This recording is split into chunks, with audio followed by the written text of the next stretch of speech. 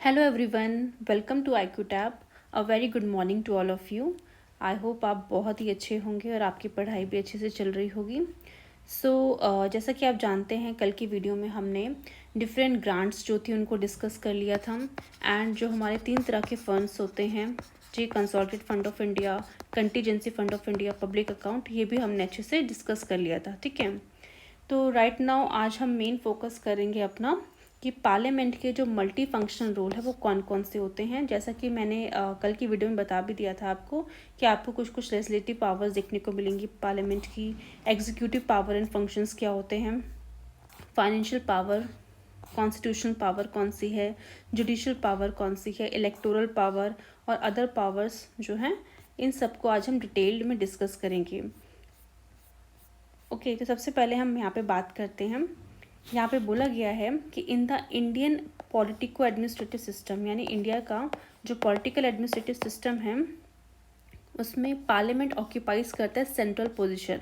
Obviously parliament से सब चीज़ होंगी क्योंकि पार्लियामेंट में क्या, लोकसभा है, राज्यसभा है और हमारे प्रेसिडेंट होते हैं। तो ये मेन जो होता है आपका, कह सकते हैं, सेंट्रल पोजीशन पे होता है।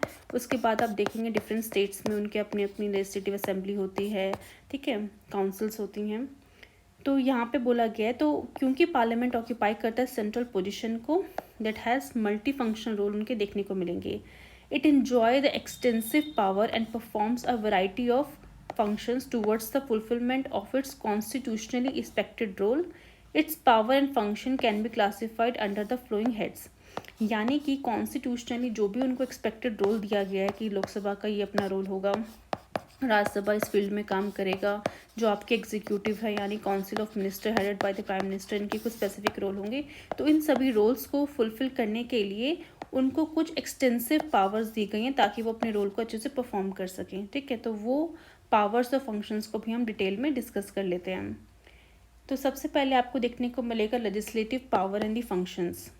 तो सबसे पहले यहाँ बोला गया है कि the primary functions of parliament is to make laws for the governance of the country.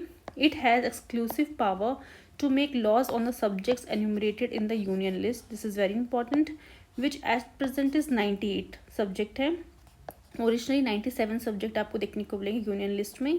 And on the residue subject which is not enumerated in any 3 list में नहीं है, वो आपका कहाँ पे आएगा, रेसिड्यूरी सब्जेक्ट्स में आ जाएगा।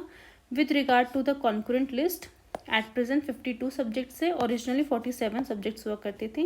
And the parliament has overriding power, that is the law parliament prevails over the law of the state legislature in case of conflict between the to.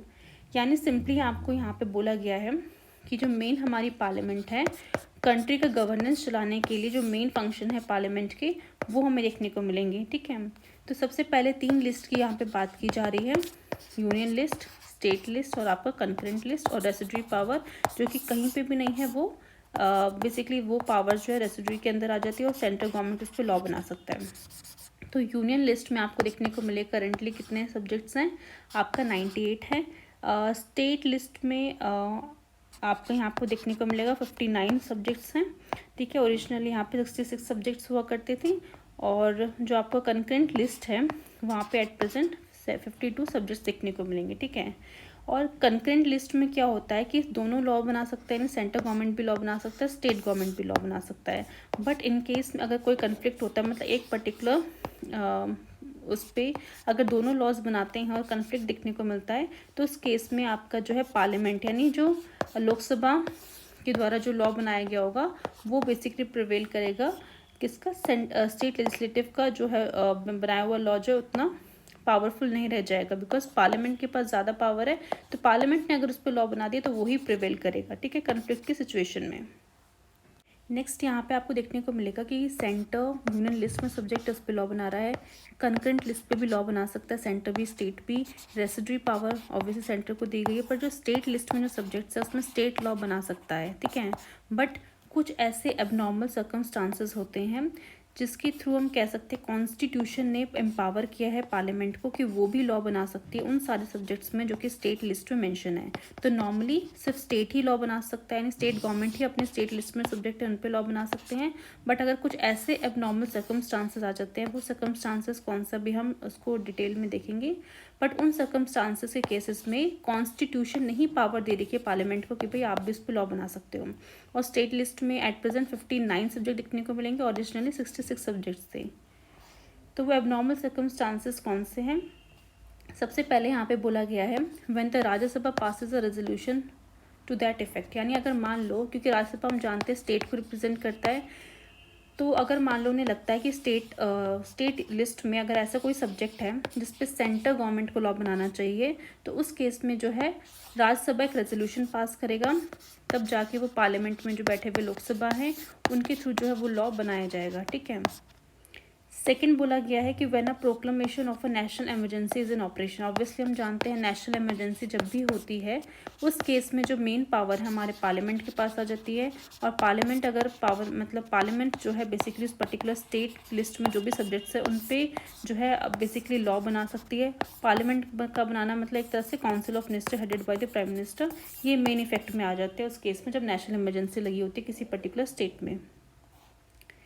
सी कि व्हेन 2 और more state make a joints request to the parliament, यानी कि अगर 2 या 2 से ज़्यादा कोई state है तो वो स्टेट गवर्नमेंट अगर मान लो रिक्वेस्ट करती है पार्लियामेंट से कि हाँ भाई इस पर्टिकुलर सब्जेक्ट पे भाई आप लॉ बना दो बिकॉज आपके पास एक्सपर्टीज़ है, आप एक उस तरीके से फ्रेम कर सकते हो, तो उस केस में भी जो है पार्लियामेंट लॉ बना सकती है।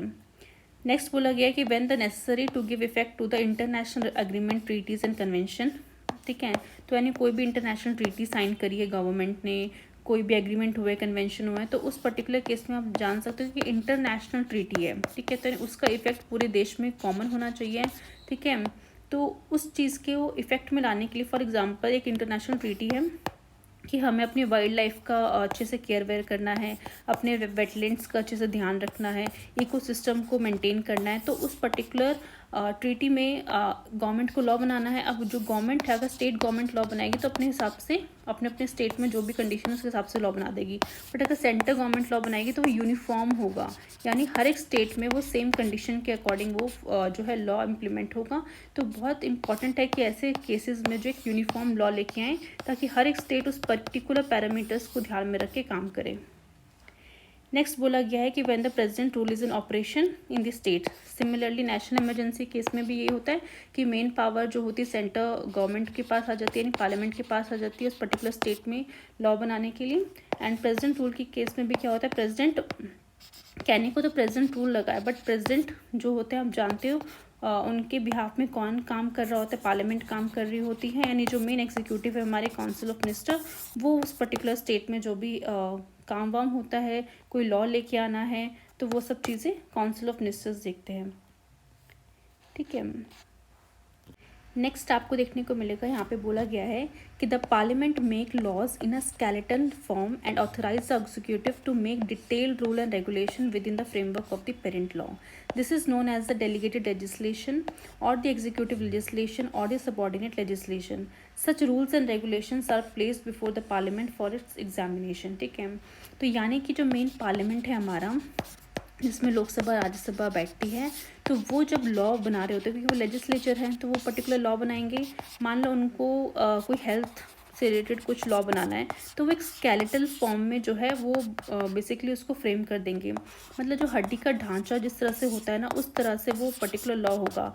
अब उसके अंदर क्या क्रिटिकलिटीज़ होंगी, क्या क्या पेरेंट लॉ में मतलब किस तरीके से आपको detailed rules and regulations put करनी है कि फॉर एग्जांपल हेल्थ के लिए उन्होंने बता दिया कि हाँ इतने इतने वैक्सीन लगनी चाहिए, ये मेडिकेशंस होनी चाहिए, इस तरह से मतलब ट्रीटमेंट होगा। अब वो पर्टिकुलर लॉ के अंदर किस किस चीज़ में मतलब मेडिकल जो आपके बेसिकली नर्सेज हैं, डॉक्टर्स हैं, किस तरह से परफॉर्म करेंगे, किन किन एक्ट्स का ध्यान में रखना है, क्या क्या पनिशमेंट हो सकते हैं अगर कोई बेसिकली लॉ को ब्रेक करेगा। वो जो क्रिटिकल चीज़ें होती हैं ना वो जो होती है मेन एग्जीक्यूटिव का काम होता है कि वो उसमें ऐड ऑन करें। ठीक है। बिकॉज जो हमारा पार्लियामेंट है, जो लेजिस्लेचर है, उनको पास इतनी एक्सपर्टीज़ नहीं है कि वो उन क्रिटिकल चीज़ों को वो डिटेल्ड रूल्स एंड रेगुलेशंस को ऐड ऑन करें। तो इसलिए पार्लियामेंट क्या करती है, सिंपली एक स्केलेटल फॉर्म में जो है लॉ को बना के बाकी का काम जो एग्जीक्यूटिव को दे देते हैं कि बस आप इस पेरेंट लॉ में जो भी डिटेल रेगुलेशन है वो ऐड ऑन कर लो और उसके बाद उसे पार्लियामेंट में एग्जामिनेशन के लिए रख दो। तो इस तरह का जो प्रोसेस होता है उसको हम डेलीगेटेड लेजिस्लेशन भी कहते हैं, एग्जीक्यूटिव लेजिस्लेशन भी कहते हैं, सबऑर्डिनेट लेजिस्लेशन भी कहा जाता है, क्योंकि मेन लॉ को बनाने का काम तो आपके लेजिस्लेचर का है, बट वो क्या कर रही है, डेलीगेट कर रही है अपने किस लेजिस्लेशन को, किसको दे रही है, अपने एग्जीक्यूटिव को डेलीगेट कर रही है। ठीक है, इसलिए इस नाम से इसे जाना जाता है। नेक्स्ट बोला गया है यहाँ पे कि all the ordinances issued by the president during the recess of the parliament. ये जो रिसेस वर्ड है दिस इज़ वेरी इंपॉर्टेंट, यानी कि इस केस में क्या होता है, अगर मान लो लोकसभा राज्यसभा दोनों ही सेशन में नहीं हो या फिर कोई एक पर्टिकुलर हाउस जब सेशन में नहीं होता, तब प्रेसिडेंट क्या होता है, कुछ ऐसे सर्कमस्टांसेस होती है, अगेन मान लो कुछ इमरजेंसी आ गई या फिर कुछ भी ऐसा कुछ पर्टिकुलर इंसिडेंट हो गया है, क्योंकि उस टाइम पे देखो हमारा जो लेजिस्लेचर है वो सेशन में नहीं है, बट लॉ लाना ज़रूरी है बिकॉज सोसाइटी को आपको बेसिकली वो करना है। ठीक है, तो उस केस में जो है प्रेसिडेंट क्या कर सकता है, उसके पास पावर है कि वो ऑर्डिनेंस ला सकता है। ठीक है, अब मेन चीज़ ये है कि जो ऑर्डिनेंस लाया जा रहा है प्रेसिडेंट के द्वारा उसको अप्रूव्ड करवाना है by the parliament with in the 6 week. This is very important कि 6 हफ्तों में, यानी जैसे ही वो रीअसेंबल होगी, जो भी पर्टिकुलर हाउस एब्सेंट था, अगर लोकसभा एब्सेंट थी तो लोकसभा जैसे ही अपने न्यू सेशन में रीअसेंबल होगी तो 6 हफ्तों के अंदर उसको अपने हाउस से इसको पास करवाना है। अगर राज्यसभा भी एब्सेंट है तो सिमिलरली वो जब रीअसेंबल होगी तो 6 हफ्तों के अंदर उस पर्टिकुलर ऑर्डिनेंस को पास करवाना है। जैसे ही वो ऑर्डिनेंस पास होगा तो वो लॉ बन जाएगा, लॉ फिर प्रेजेंट के एसेंट के बाद वो एक्ट बन जाएगा। इन केस अगर मान लो लोकसभा को या फिर राज्यसभा को ऐसा लगता है कि उस समय जो ऑर्डिनेंस लाया गया था वो प्रेसिडेंट ने मतलब बेसिकली इतना इंपॉर्टेंट नहीं था, बट फिर भी प्रेसिडेंट ले आए, बट राइट ना उसकी भी ज़रूरत नहीं है, तो चाहे तो उस पर्टिकुलर ऑर्डिनेंस को वो रिपील भी कर सकते हैं। ठीक है, अगर वो उसको पास ही ना करें 6 हफ्तों के अंदर उसे अप्रूव ही ना करे तो ऑर्डिनेंस वैसे ही लैप्स हो जाएगा। ठीक है, तो ये सब चीज़ें ऑलरेडी हमने पिछले वीडियोस में कवर करी हुई हैं। इन केस प्रेजेंट वाला जो आप टॉपिक पढ़ते हो, ठीक है, उसमें भी हमने डिटेल में देख रखा है। अगर इन केस अगर आपको कोई भी डाउट है ऑर्डिनेंस रिलेटेड कि किस तरह से ऑर्डिनेंस आता है, क्या क्या चीज़ें उस समय परफॉर्म की जाती है, तो आप प्रीवियस वीडियो को देख सकते हैं। ठीक है, तो जो ऑर्डिनेंस होता है बिकम्स इनऑपरेटिव हो जाता है if it is not approve by the parliament with in the period. यानी ये जो 6 हफ्तों का जो टाइम है ना, अगर इस पीरियड के अंदर वो पास नहीं हो पाएगा पार्लियामेंट से, यानी लोकसभा राज्यसभा से अगर पास नहीं होता है तो वो ऑटोमेटिकली इनऑपरेट हो जाएगा, यानी बिल्कुल काम का नहीं रहेगा वो ऑर्डिनेंस। ओके, तो यहाँ पे हमारी लेजिस्लेचर पावर जो है फंक्शंस कंप्लीट हो जाती हैं। अब हम सेकंड पावर पे चलते हैं, that is executive power and the functions. तो यहाँ पे सबसे पहले बताया गया है कि the constitution of India establish a parliamentary form of government in which the executive is responsible to the parliament for its policies and act. Because देखो लेजिस्लेचर जो है, यानी जो आपके मेंबर ऑफ पार्लियामेंट हो गए, चाहे वो लोकसभा में जो बैठते हैं या फिर राज्यसभा में जो बैठते हैं, तो उनका जो बेसिकली काम ये है कि उन्होंने तो पर्टिकुलर लॉ बना दिया, अब लॉ को इम्प्लीमेंट करने का काम जो है हमारी मेन एग्जीक्यूटिव का है, और एग्जीक्यूटिव कौन है, council of minister headed by the prime minister. Okay, तो यानी हमारा जो कॉन्स्टिट्यूशन है उसने पार्लियामेंट्री फॉर्म ऑफ गवर्नमेंट को चूज़ किया है, जहाँ पे मेन जो है पावर किसके पास है, पार्लियामेंट में, पार्लियामेंट के पास है, बट उसको एग्जीक्यूट कौन करते हैं, हमारे काउंसिल ऑफ मिनिस्टर। ठीक है, तो क्योंकि एग्जीक्यूटिव जो भी काम कर रहे हैं एग्जीक्यूट कर रहे हैं उसको, तो वो कहीं ना कहीं रिस्पॉन्सिबल होंगे अपनी उन सारी पॉलिसीज़ एंड एक्ट, यानी जो भी पॉलिसीज़ वो लेके आ रहे हैं, जो भी वो एक्ट परफॉर्म कर रहे हैं, वो कल को सही से इम्प्लीमेंट हो रहा है नहीं, उसका सोसाइटी में किस तरह से इम्पैक्ट पड़ रहा है, पॉजिटिव इम्पैक्ट है, नेगेटिव इम्पैक्ट है, तो उन सबको वो आंसरेबल होंगे लेजिस्लेचर को। यानी कल को अगर मेंबर जो है लोकसभा के या राज्यसभा के अगर कोई भी क्वेश्चन पूछते हैं कि भाई आप ये पॉलिसीज़ लेके आए हो, किस तरीके से आप लेके आए हो, जैसे फॉर एग्जांपल मान लेते हैं कोविड से रिलेटेड कोई भी ऐसी पॉलिसी थी जो कहीं ना कहीं लग रहा था मेंबर्स को कि वो सही नहीं है, तो उससे रिलेटेड वो क्वेश्चन पूछ सकते हो। और एग्जीक्यूटिव जो होंगे, यानी जो हमारे काउंसिल ऑफ मिनिस्टर्स होंगे, चाहे हमारे फाइनेंस मिनिस्टर हो, हेल्थ मिनिस्टर हो, तो वो सब आंसरेबल हैं कि उनको आंसर करना पड़ेगा उन मेंबर्स को जो वो क्वेश्चन पूछ रहे हैं। तो इसलिए ये पार्लियामेंट्री फॉर्म ऑफ गवर्नमेंट को चुना गया है, बिकॉज एग्जीक्यूटिव रिस्पॉन्सिबल है अपनी सारी पॉलिसीज एंड एक्ट जो भी वो परफॉर्म करती हैं। ठीक है, अब मेन चीज़ है कि लेजिस्लेचर किस तरीके से क्वेश्चन पूछ सकते हैं। उनके पास कुछ ऐसे कह सकते हैं मोशंस हैं, ठीक है, कुछ ऐसे चीज़ें हैं जिसके थ्रू वो कर सकते हैं। For example the parliament exercise control over the executive through the question and hour. तो जब हमने पार्लियामेंट का टॉपिक शुरू किया था तभी हमने देखा था किस तरीके से क्वेश्चन आवर के टाइम पे वो लोग क्वेश्चंस पूछ सकते हैं। ज़ीरो आवर का टाइम भी अलॉटेड होता है, हाफ एन आवर डिस्कशंस होते हैं, कुछ ऐसे इंपॉर्टेंट डिसीजंस होते हैं या फिर कुछ ऐसी चीज़ें हैं जो करेंटली बहुत ज़्यादा सोसाइटी को इम्पैक्ट कर रही हैं, उन पर्टिकुलर चीज़ों के लिए हाफ एन आवर का टाइम निकाला जाए ताकि उस पर डिस्कस कर सकें। शॉर्ट ड्यूरेशन डिस्कशंस भी होते हैं, कॉलिंग अटेंशन मोशन होते हैं, एडजॉर्नमेंट मोशन लाया जाता है, no confidence motion, censure motion, other discussions. तो ये सारे के सारे डिस्कशंस के थ्रू हम कह सकते हैं कि जो हमारा लेजिस्लेचर है वो एग्जीक्यूटिव से क्वेश्चंस पूछ सकता है और एग्जीक्यूटिव को आंसर देना पड़ेगा, ठीक है। तो ये चीज़ें क्या थी यहाँ पे मैं डिटेल में डिस्कस नहीं कर रही बिकॉज ऑलरेडी हमने काफ़ी ज़्यादा टाइम लगा के पार्लियामेंट का जो टॉपिक था वहाँ पे इसको डिस्कस कर लिया था। सेकंड पॉइंट यहाँ पे बोला गया है कि it also supervise the activities of the executive with the help of its committees like committee on government assurance, committee on subordinate legislation and the committee on petitions, ठीक है। यानी कि जो भी एक्टिविटी एग्जीक्यूटिव परफॉर्म करता है तो उसको कौन सुपरवाइज करे, कमेटीज़ करेंगी। बिकॉज ये जो पर्टिकुलर कमेटीज़ होती हैं, चाहे वो गवर्नमेंट एश्योरेंस कमेटी हो, ये सब कमेटी हो, वो कहीं ना कहीं जो है उसमें लोकसभा और राज्यसभा के मेंबर्स वहाँ पे बैठे होते हैं, एक्सपर्टीज़ होती हैं, वो उस चीज़ को कह सकते हैं चेक एंड बैलेंस कर रही होती है कि जो भी वो काम कर रहे हैं एग्जीक्यूटिव वो सही है नहीं है। बिकॉज देखो पूरा जो देश है, मान के चल सकते हो इंडिया में 140 करोड़ पॉपुलेशन है, तो उन 140 करोड़ पॉपुलेशन ने चुनकर किसी रिप्रेजेंटेटिव को वहाँ पे पार्लियामेंट में भेजा है। पार्लियामेंट कुछ एग्जीक्यूटिव के थ्रू उस पर्टिकुलर कंट्री में जो है किस तरीके से लॉस को लेके आ रही इम्प्लीमेंट करे, तो बहुत बड़ी रिस्पॉन्सिबिलिटी हो जाती है एग्जीक्यूटिव में। अगर एग्जीक्यूटिव में चेक एंड बैलेंस ना रहे तो वो अपने हिसाब से काम करती रहेगी, तो वो कहीं ना कहीं जो लोग हैं उनको अफेक्ट करेगा। तो इन लोगों ने जो इन रिप्रेजेंटेटिव को चुना है, तो रिप्रेजेंटेटिव क्या रिस्पॉन्सिबिलिटी बनता है कि इनको मतलब क्रॉस एंड चेक कर सके हम। नेक्स्ट यहाँ पे आपको देखने को मिलेगा, नेक्स्ट पॉइंट है कि the ministers are collectively responsible है to the parliament in general and to the Lok Sabha in particular, ठीक है। यानी as a part of the collective responsibility there is a individual responsibility भी होती है ईच मिनिस्टर्स के पास। तो each minister is individually responsible for the efficient administration of the ministry under his charge. यानी आपको यहाँ पे दो चीज़ें देखनी है, एक तो है कलेक्टिव रिस्पॉन्सिबिलिटी और आपका एक इंडिविजुअल रिस्पॉन्सिबिलिटी, ठीक है। तो यहाँ पे अगर हम बात करें तो जो भी हमारे मिनिस्टर्स हैं यानी काउंसिल ऑफ मिनिस्टर्स हैं, तो कलेक्टिवली रिस्पॉन्सिबल है किसके, पार्लियामेंट के। पार्लियामेंट मतलब लोकसभा और राज्यसभा के। क्यों? बिकॉज अगर मान लो कोई भी मिनिस्टर्स है अच्छे से परफॉर्म नहीं करता है, उनका मेजॉरिटी जो है बेसिकली सपोर्ट नहीं होता है उनके पास, तो लोकसभा में कभी भी जो है एक नो कॉन्फिडेंस मोशन पास करके सरकार को गिराया जा सकता है। तो इसलिए बहुत इंपॉर्टेंट है कि आप कलेक्टिवली यानी एक साथ मिलके जो है काम करो, एक साथ स्विम करो, एक साथ सिंग करो, ऐसा बेसिकली बोला जाता है, ठीक है। सिमिलरली अगर इंडिविजुअल रिस्पॉन्सिबिलिटी की बात करें तो हर एक मिनिस्टर जो होता है उनको एक पोर्टफोलियो असाइन किया जाता है, हर एक पर्टिकुलर मिनिस्ट्री होती है उनके पास, ठीक है। तो उन मिनिस्ट्री में उनका जो भी चार्ज है उनको वो अच्छे से परफॉर्म करना है। तो उस केस में हम कह सकते हैं कि वो इंडिविजुअल रिस्पॉन्सिबल होते हैं किसके, लोकसभा के लिए, बट कलेक्टिव रिस्पॉन्सिबल किसके हैं, पार्लियामेंट के लिए, ठीक है। तो ये दो वर्ड बहुत ज़्यादा इंपॉर्टेंट है, इसको आपको ध्यान रखना है।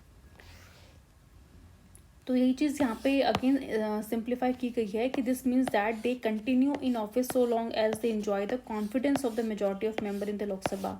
यानी लोकसभा में जो भी प्रेजेंट गवर्नमेंट होती है, तो उस प्रेजेंट गवर्नमेंट का जो है मेजॉरिटी ऑफ द मेंबर्स जो है उनका कॉन्फिडेंस होना चाहिए। अगर मान लो कुछ भी ऐसे मेंबर्स हैं जो अभी भी उस पार्टी का साथ नहीं दे रहे हैं, फिर ऐसा लग रहा है कि उस पार्टी के हिसाब से काम नहीं कर रहे हैं, तो बहुत डिफिकल्ट हो जाएगा उस पर्टिकुलर रूलिंग गवर्नमेंट के लिए रूल कर पाना, बिकॉज उसकी पार्टी के मेंबर्स जो है उनको सपोर्ट नहीं कर रहे हैं। तो जब वो सपोर्ट नहीं करेंगे और गलती से अगर नो कॉन्फिडेंस मोशन पास हो गया और पता चल गया कि सपोर्ट नहीं है, तो सरकार क्या हो जाएगी, सरकार को रिज़ाइन करना पड़ सकता है, ठीक है। तो in other words, the Council of Ministers can be removed from the office by the Lok Sabha by the passing of no confidence motion. Okay. Then हम देखते हैं कि the Lok Sabha can also express a lack of confidence in the government in the following veg.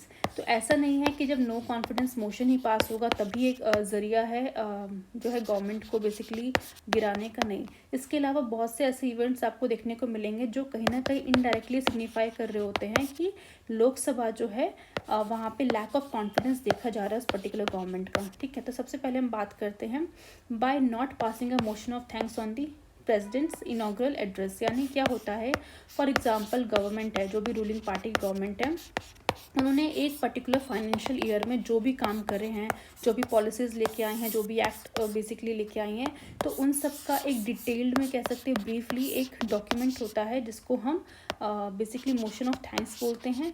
अब वो पिछले साल government ने जो भी काम किए हैं उसके बारे में जो है प्रेसिडेंट जो है नेक्स्ट ईयर जो नेक्स्ट फाइनेंशियल ईयर होता है वहाँ पे स्टार्टिंग में जो है एक तरह का स्पीच टाइप देते हैं। तो बेसिकली उनको स्पीच देने के लिए जो काउंसिल ऑफ मिनिस्टर है वो बेसिकली एक स्पीच रेडी करते हैं। वो स्पीच जो है प्रेसिडेंट को हैंड ओवर की जाती है और प्रेसिडेंट जो है इस पर्टिकुलर न्यू फाइनेंशियल ईयर में खड़े होके हाउस के सामने जो है स्पीच को पढ़ते हैं। और स्पीच को पढ़ने के बाद एक वहाँ पे वोटिंग होती है, तो उस पर्टिकुलर वोटिंग के थ्रू वो मोशन ऑफ थैंक्स पास होना चाहिए। अगर किसी कारणवश अगर मोशन ऑफ थैंक्स पास नहीं हो रहा है तो कहीं ना कहीं आप सोच सकते हैं क्या कि गवर्नमेंट ने पिछले साल जो भी काम किया है उस पर वो सहमति नहीं दिखा रही है वो पर्टिकुलर मेंबर्स जो है पार्लियामेंट के। तो कहीं ना कहीं अगर मोशन ऑफ थैंक्स अगर पास नहीं हो रहा है तो क्लियरली इंडिकेट करेगा कि भाई गवर्नमेंट की यहाँ पे मेजॉरिटी नहीं है। मेजॉरिटी नहीं है तो गवर्नमेंट जो है बेसिकली रिज़ाइन करना पड़ सकता है उसको इन फ्यूचर।